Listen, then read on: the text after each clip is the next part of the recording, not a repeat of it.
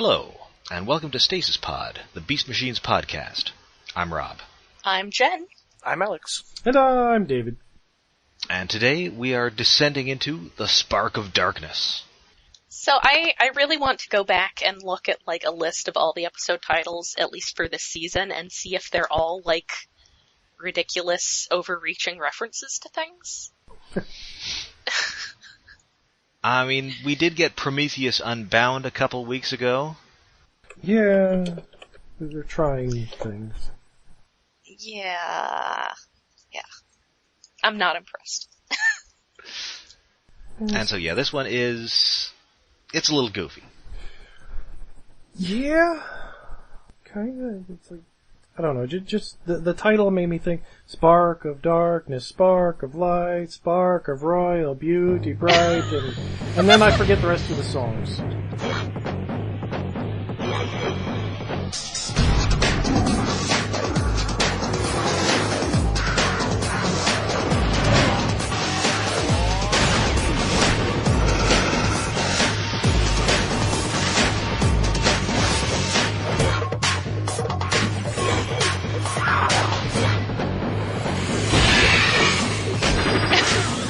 And then I forget the rest of the songs. Well, this is our first episode of December.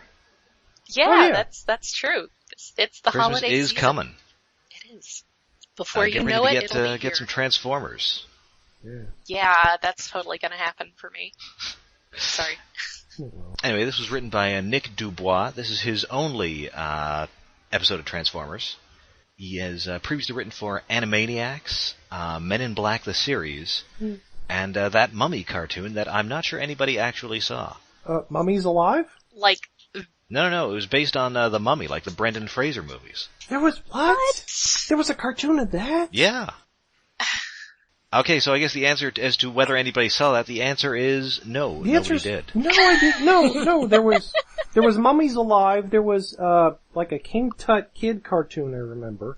I don't remember no movie Mummy. A couple days ago, I found out there's an Italian mummy cartoon called Egyptstalks, or something, that looks, like Totally Spies, sorta, with mummies, but anyway. oh. Yeah, The Mummy, the animated series, starring Grey Delisle as the Rachel Weisz part, Chris Marquette and John Schneider, and Tom Kenny as Rachel Weisz's goofy British brother who's always drunk and stuff. Wow, was that like one of his earlier jobs then?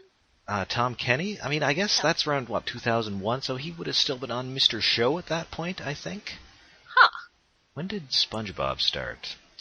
Actually, it says here SpongeBob started in 99, so he was already doing SpongeBob at that point. Oh, SpongeBob has been okay. going for... Yeah, it's easy to forget that SpongeBob is an ungodly old show like The Simpsons. Yeah, no, apparently this... the IMDb says this ran 2 seasons. What? Jesus. I'm looking at pictures. Really? I don't Yeah, remember 26 this episodes. existing. Like, I don't remember even a commercial for this. What the hell? I'm pretty sure you're just trolling us, Rob. There are pictures of it online. It kind of looks like it's a French animated style, though. It's a very elaborate troll. It was apparently on it was on Kids WB. Really? Huh. The hell? Yeah. Must have been in the nosebleed time in the morning, like 4 o'clock or something. I mean, I don't know. It's a weird kind of combination of regular voice actors and then a couple of Canadians in here. Who did the voice of The Rock? I don't think the Scorpion King is in this. Aw. I mean, they might as well, because he was basically a cartoon in that movie. No, that's too kind. He was a PlayStation 2 level boss. Oh, so bad. And yet, he's now people's sexiest man alive. But no, it looks like the mummy was, or the titular mummy from the first one was the villain, and that was Jim Cummings. Yay! All keeps coming back to Jim Cummings for some reason. That's because he's the best. And he is in literally everything. Yeah, it's... Although it's surprisingly not on Transformers for like a 30-year span. Yeah, Did a couple what the season heck? 3 episodes, and then he came back to do Robots in Disguise and Rescue Bots. Yeah.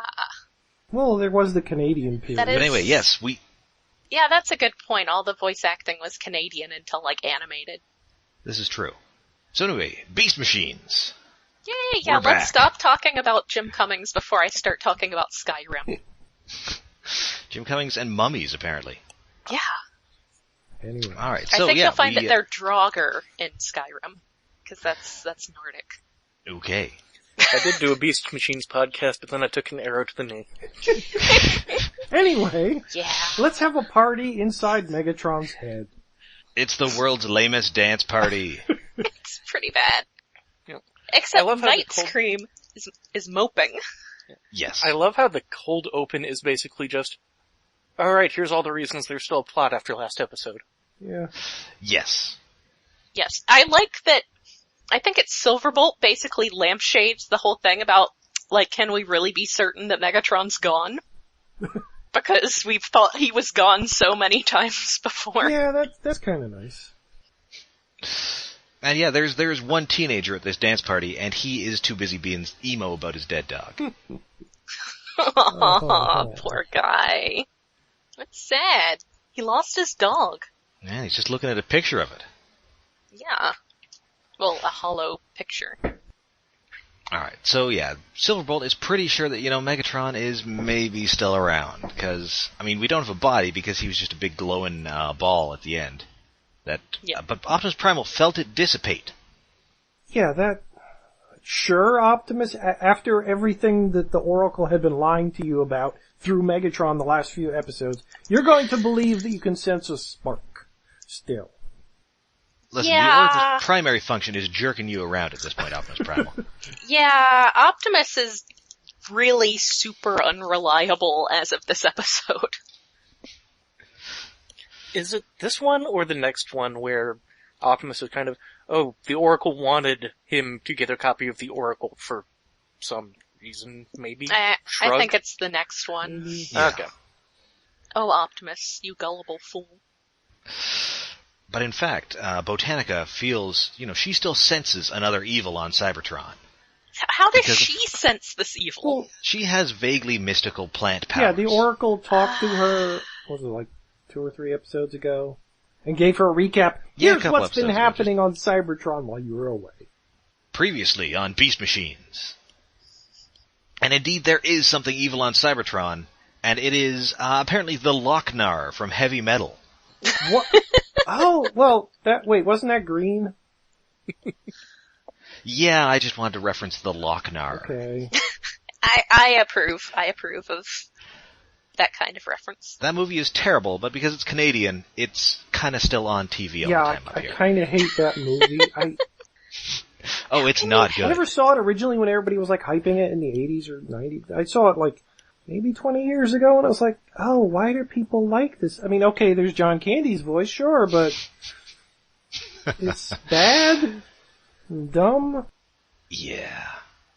Anyway, so even with Megatron gone, everybody's got stuff to do. Yep. So Cheetor and Nightscream, they have to go out and make nice with the Viacons. Yes. Silverbolt and They- Black Arachne have to go get some bodies and see if they can actually put sparks in them. Yeah. And Rat Trap and Botanica, because Optimus Primal ships it, gotta go do some gardening. Yeah. Yes. Well, Botanica says she has to go gardening, and then Optimus is like, Rat Trap, go with her. It's like, why? Why me? Because reasons. And then he Needs just to keeps complaining program. about it. Yeah. Yes. Also wonders what his children will Think about, yes. think about him having done this during the war, which raises further You're questions. getting a few steps ahead of yourself here, Rat Trap. You're missing some steps there.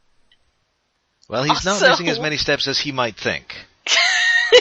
No. He's also possibly missing some sort of anatomy or biological abilities, or, I don't know, they're all transorganic Yeah, now. I'm sure there's something on Rule and there was 34. talk of great ants in the past. It's like, who can tell them? So yeah, they're just yelling at each other about plant things. And then, as they're yelling, they get closer and closer, and then they just kiss. This. At the exact moment where you would say, and now they kissed. Yeah. Yes. Yeah. I have to say though, as someone who, works in the romance publishing industry, I have to say that this is one of the least convincing romantic arcs that I have seen in quite some time. Yeah, it moves way too fast. Although they go through sex plant euphemisms really fast. Like, Botanica accuses him of plugging his tail into any port he can find, and he talks about plowing her fields. It's not being subtle, but it's true. How quickly their hate fucking has progressed is kind of amazing from nowhere. Yeah, true. I mean, we're just overlooking their raw physical attraction to each other. Yeah. Sure? Yeah. That's totally a thing. I mean, it's possible that Primal just wants these two to hook up he's curious about what kind of weird, horrible plant rodent kids they'll have. Wow. That would be amazing. Yeah. Well, I guess in a way, maybe he's being... He knows that... Go. Oh. I was gonna say, I think he got a copy of the script and was kinda like, well, shoot, they're supposed to end up together by the end of the series, but we're not getting picked up for a third season because car robots is a thing, so shoot. Gotta just rush it. Wait, so Let's Primal... wrap it up. So he's being oddly genre savvy about a romance and not about him failing a sensing thing. Yeah, that's kind of makes sense. But I guess hooking him up with Rat Trap is better, or hooking her up with Rat Trap is better than the alternatives. I mean, okay, Cheetor is responsible, and I don't think Cheetor cares, and you gotta keep her away from the teenager. Oh. Yeah, they'd kill each other. Well, that, and she's like a captain. She's gotta be older. Yeah. She's gonna get a visit from robot Chris Hansen. Yeah. Please put those, no. I just came here with some Energon coolers, and no, please, Botanica, sit down. That's unfortunate. That's unfortunate when online romance goes in that direction. So, but they decide that this is a horrible mistake and we must forget it. Yes, delete it from our memories. Sure. Yes, that's exactly what Botanica says. We must delete it from memory. It's too bad they got a little Chrome Dome, I guess. Yeah. He's got to eternal sunshine of the spotless mind them. Yeah. That's why I love Chrome Dome so much. Anyway, back up on the surface in the giant pile of corpses, Black Ragna decides, hey, this is a pretty good romantic backdrop. Corpses. Well, I mean, she's supposed to be kind of creepy. I guess. Not creepy enough. But, Needs more goth. Well, Silverbolt is just not having it. I'm kind of annoyed at Black Arachnia here for just kind of assuming that now that the excuses are out of the way, the relationship can just pick up back where it left off. Yeah, I mean, I could see why you would hope that, certainly. Yeah. Or at least do something, because she's acting... Yeah. Silverbolt's still in the I don't want to do She's anything acting practically phase. entitled to him. Yeah. And it's kind of amazing how fast she kind of whiplashes in tone back and forth between, you're supposed to be mine now, and then emergency shit's happening, just stab it. Yes. And in fact, the emergency shit that is happening is zombies. Yes. Maybe It's this Night thing is of the the- Lochnar. It's Night of the Living reused models here. Yes, it is Dino Ranchulus. Yeah, it's like, the legs are all tarantulas, but some of the top is Dinobot, but not all of it. The head's Dinobot, the torso is definitely Tarantulas. I'm not sure what that gun arm is from. There is a point with the feet where the feet and the lower legs at least are definitely transmetal tarantulas. Oh, yes. It's kind of horrifying, especially after its arm gets blown off and it's still coming, and then it gets exploded, and then it's still coming through the fire like it's a Terminator. Oh, it's the shot is almost exactly the Terminator coming out of the fire in the first Terminator. Thankfully, due to Silverbolt's recalcitrance, we were spared the overlong sex scene in the middle, set to the Sex Jam version of the Beast Machines theme. Oh. Oh man, it'd be like slow piano. Da da da da da da da da da da da da. Wait, Harry Potter? Oh man, that did kind of sound like that. Oh. Man, is the Harry Potter theme the Sex Jam version of the Beast Machines theme? I'll have to find out. Some of our more artistically inclined listeners, please tell us. Musically. Or am I just completely tone deaf? I'm not ruling that one out either. I'm definitely tone deaf, so. So they finally knock this thing out, and the weird red energy ball comes out of it. So back underground, Botanica and Rat Trap are still maintaining that nothing happened, despite their totally Sam and Dianing it like I seen earlier. Well, Good job, that wasn't guys. quite the... But then look out, it's a zombie cycle drone. Yeah, but, no, Do-do-do. there's a spot where Rat Trap is hemming and hawing about what just happened, just going on about, we got a lot of work to do, plowing and planting and picking and buttons and bows. He just wanders off topic, and I wandered into a Frasier quote. And also he calls her a tree hugger when really that should apply to himself. Yeah. Yeah. Yeah, I started ignoring a lot of the plant puns because there was just too many of them to write down all of them. Oh, so many plant puns. It's pretty ridiculous.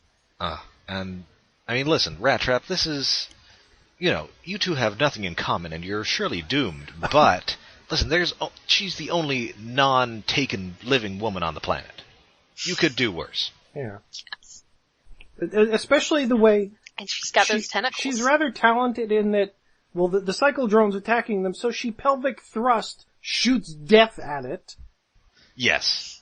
And also, this is a zombie that has telekinetic control over limbs. Yeah, it levitates its dismembered arm in the air. It's kind of interesting. That's a new one by me, by zombie rules. Yeah. Yeah. I will say, The Walking Dead, a lot better have had, flying limbs. Just smacking people. I strongly agree with that. Wait, actually, Yeah. isn't that Reanimator rules? Yeah, I guess that, although, that couldn't, make stuff fly, could it? In Reanimator? Have you seen Bride of Reanimator? Admittedly, I guess I haven't seen it Bride was of flying Reanimator. under the power of bat wings attached to a head, but it was flying. Oh, well, I mean, bat wings, that doesn't count. Yes, it was not levitating on its own. It was... And besides, Jeffrey Combs won't be involved with the franchise for decades at this Yeah. point.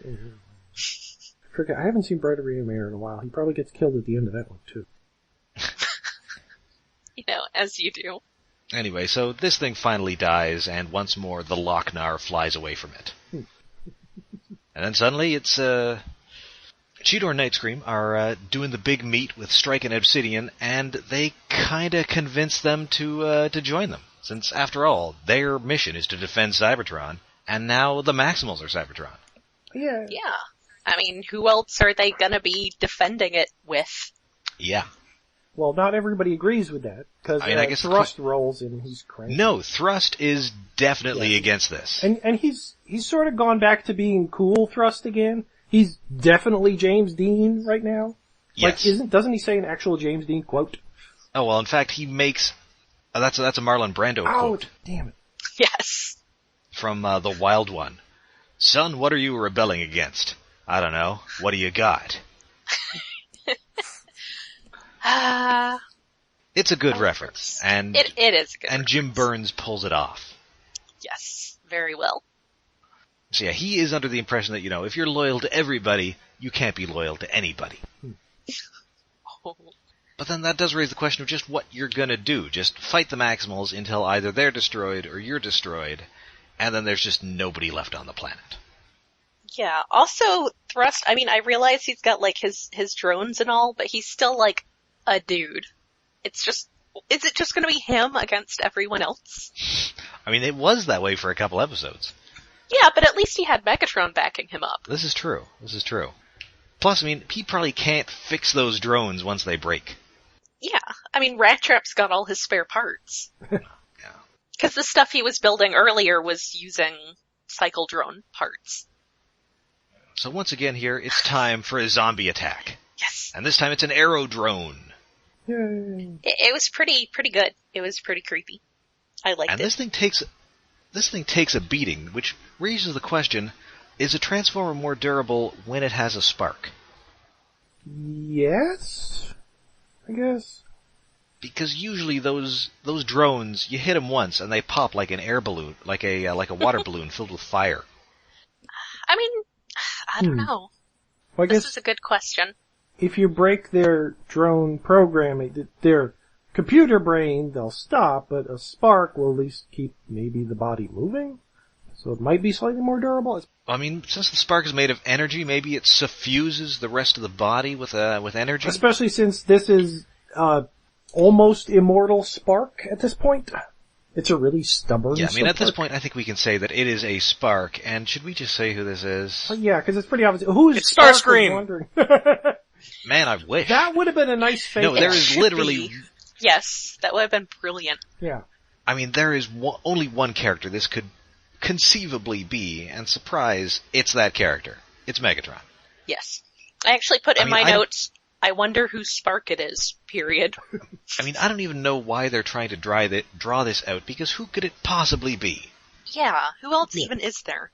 Yes. Who in the last episode had an orange spark? Yeah.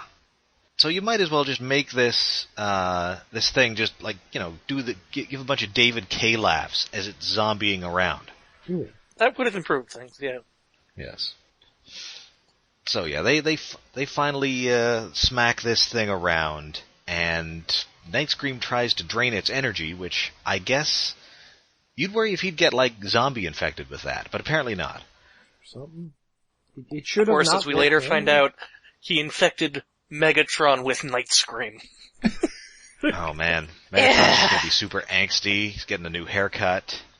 Well, first he'd have to just not get a haircut for too long. That's a problem. I'm absorbing these sparks because they don't understand me. Oh, now I'm just imagining a spark with Nightscream's little cowlick hair. Look, so dumb. Just a little sort of energy tendril coming out of there. So yeah, once again, they beat the drone. The spark flies off. Rinse, repeat. Everybody regroups inside the big floating head, including Strike and Obsidian. Yeah. And unfortunately, they don't get a whole lot to do. No. Well, there is an interesting spot where I didn't notice it before, but Strika moves around by sort of hover skating around, and it's kind of adorable. It's definitely skating. Like, I would say her movements are probably patterned on speed skating. Yeah, I can see that. Which is kind of a big-ish deal in Canada. Okay, my brain went to Like, a I can different name spot. Canadian speed skaters. What? That is weird. I guess the Olympics were not that long ago, but still. I was like, no. Well, we really like our winter sports up here. Yes, you do. It made me think she'd be a great roller derby gal. I was just gonna go in that direction. It seems more likely roller derby was the inspiration than speed skating. She needs like a punny name though. Somebody She's once named asked me Strika. for She hits things. She strikes somebody things. once asked me for one, and I came up with Emily Blunt Force Trauma. Oh yeah, it should be more of a pun. But, Yeah, I kind of feel like Strika is already a pretty good one. This is true. And maybe that is her derby name. Yeah. Her real name is actually Joan. So yeah, this spark is heading towards the base, and so everybody's got to hunt it down. Cheetor and Black Arachne briefly fight it in the form of one of those phantasm drones. yeah. We saw those a couple episodes ago. I did a bunch of bad Angus Scrim impressions. And they fight it. Then it possesses a tank drone. Yay! We haven't seen Tank Drone in a while. We haven't seen a tank drone in a while, and this one is mostly intact, although the one side of its face is all messed up, and it looks really cool. It's more reused models. Yes, but in a way that makes sense, as opposed to why are Tarantulas' body parts on Cybertron. Yeah. Yes. And this scene is really cool, where it fights Primal, and you can only see it in shadow with the sort of flickering light. Yeah. And it gives the impression that it's much more violent than it probably actually is. Yeah, it's just sort of shaking the monkey around, which looks like domestic violence when we remember back to Tankor. Oh. Ah, jeez. It did make, back when I originally saw this, it made me wonder for a sec if this was Tankor.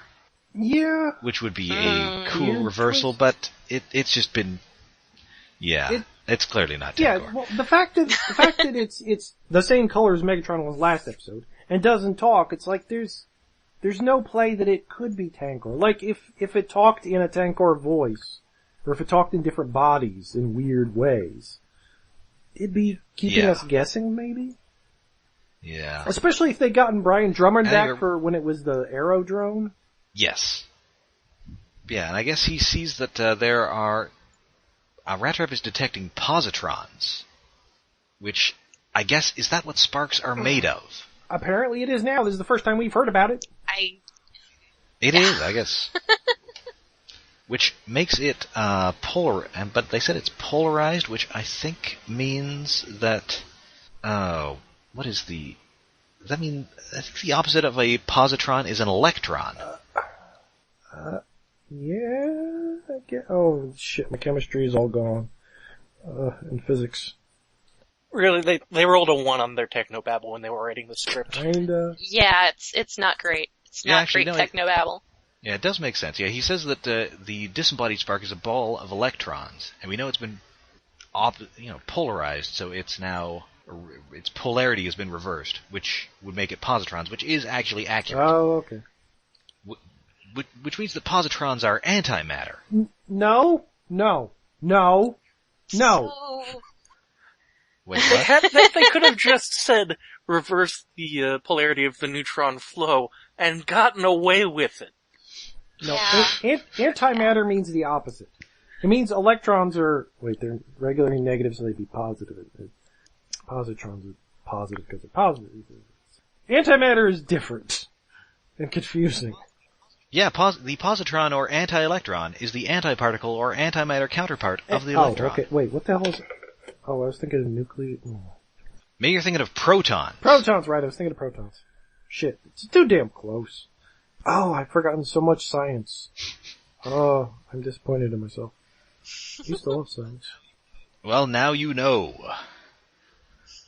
And knowing is half the battle. What's the other half? Apparently from this, it's violence. Yes. Yeah. It's the rest of it is violence. Oh. So Rat Trap, he grabs a spark extractor and he goes full on Egon Spengler on this tank drone. So Ghostbusters-y, it's great. Oh yeah. And then he even traps it in a thing. He came, he saw, and he kicked its ass. Yes. But it's not happy to be in there. No, it's fighting like a bucking bronco. And it does escape the spark extractor and flies into a diagnostic drone.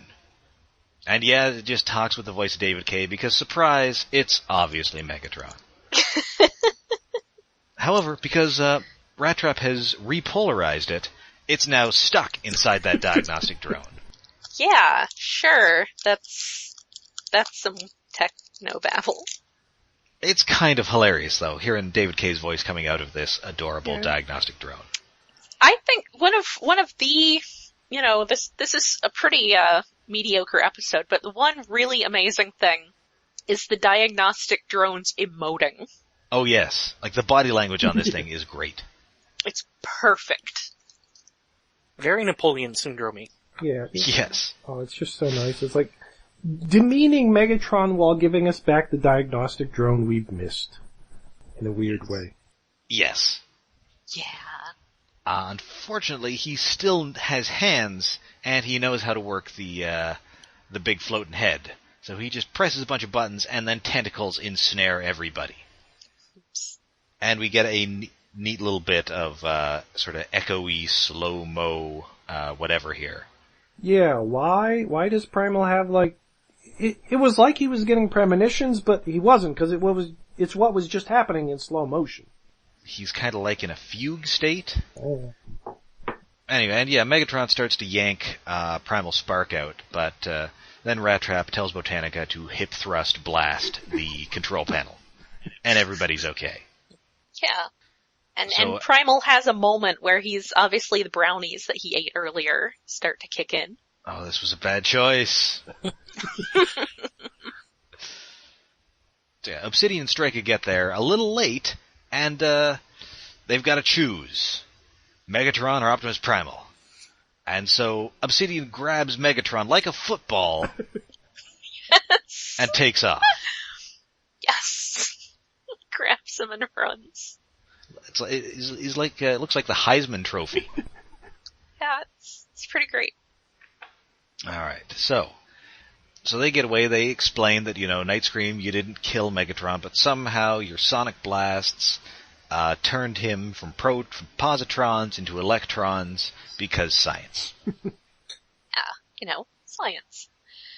Yeah, the techno-babble is not good. Not good at all. So away from the big head, strike Obsidian Megatron, find thrust. Megatron's rather angry.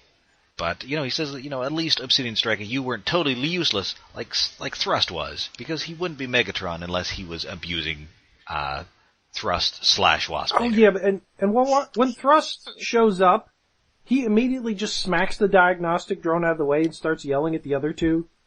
And then he realizes, oh, that's Megatron. Oh shit. And you'll note he knows that's Megatron even before he says anything. It's just his floating posture. Yes. Oh no. That's a nice little touch. It might be a writing mistake, but I like it. Yeah, it works. Oh no, Waspinator hit boss. This is gonna work out badly for me again. Oh, no.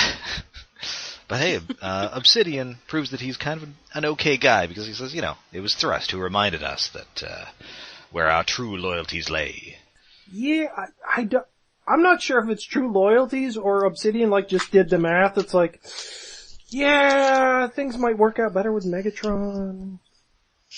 I mean, Also, now that Megatron's back, we might as well. Even if I side with Megatron and he loses, Maximals probably won't kill me afterwards. Yeah. Whereas if things go the other way, He likes ripping out sparks. The Autobots don't like ripping out sparks. I kind of like having a body. Yeah. Yeah. And so then Megatron declares that the time for action is now. And that's the episode. Yay! Yeah. It kind of puts us in an interesting position for the final three-parter. Yeah. It sort of flipped the tables in that now the Maximals have the big head and the Viacons are trying to attack it. That's nice. Yes. And, it is mostly an okay episode, but I really like the zombie stuff. I kind of like the Rattrap Botanica thing, even though it's stupid and makes no sense. Yeah, I kind of like it. It's forced, but it works. Yeah. Mostly. I mean, I like the ship itself, but the way they arrive at the ship is definitely very, Flimsy. it feels very flimsy.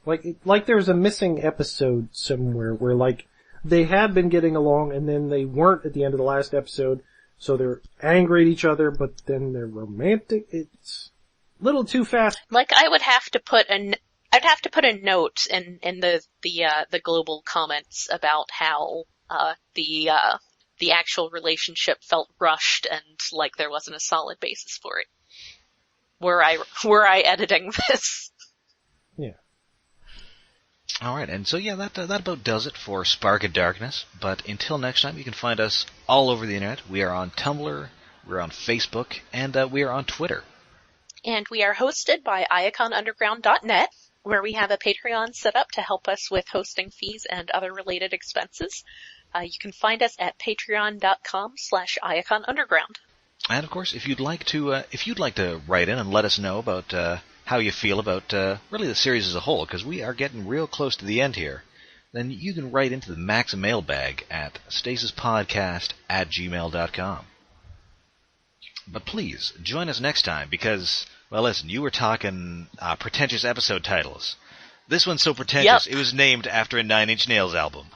I made it, I wrote that in my notes. It is Endgame Part 1, The Downward Spiral. Right, Downward Spiral. I don't think I had that one. I believe that's one with Hurt on it.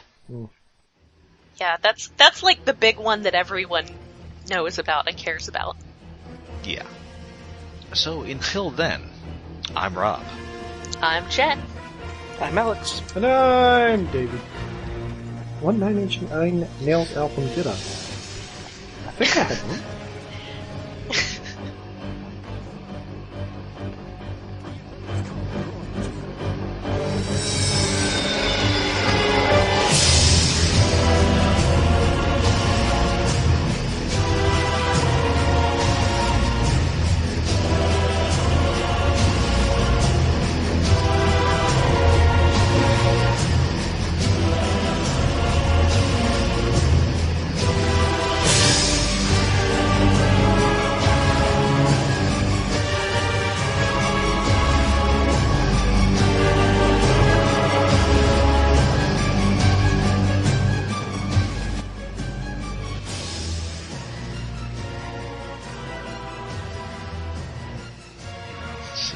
Are all of their... Oh! I mean, that's their second album. Looks like their first one. I had Pretty Hate Machine.